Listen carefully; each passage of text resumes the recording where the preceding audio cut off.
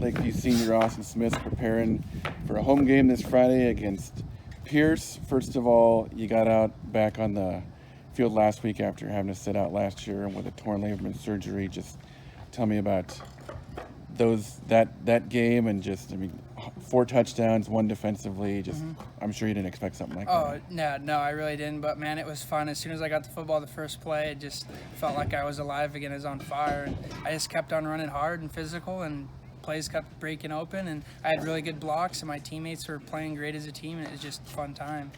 How much does last year and the injury, you feel like, in terms of milestone moments in a person's life, like the way your perspective was on things before and after, how much did that have an effect, you feel like, on everything? Well, I felt like when I got my surgery, I felt like I was just at the bottom of the barrel. You know, I couldn't play, I couldn't do no sports, and I was like, well, it can only go up from here. So I started working hard in physical therapy, and I think I had 12 weeks physical therapy, and I blew through it in like 6 weeks. And I was in the weight room as fast as I could get in, training, and just pushing myself to be the next better player that I could be, and it worked out great. What do they give you to do for rehab, and how much above and beyond did you go beyond that? Right. So the first week, Mike was helping me a lot, and I was just trying to get through it as fast as I can, and he was helping me. And we had like a little pack, and it was probably about that thick. And the first time I saw him, I'm like, oh my gosh.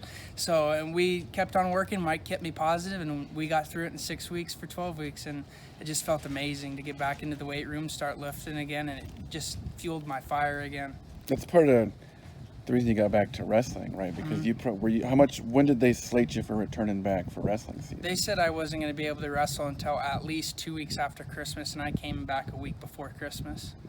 So.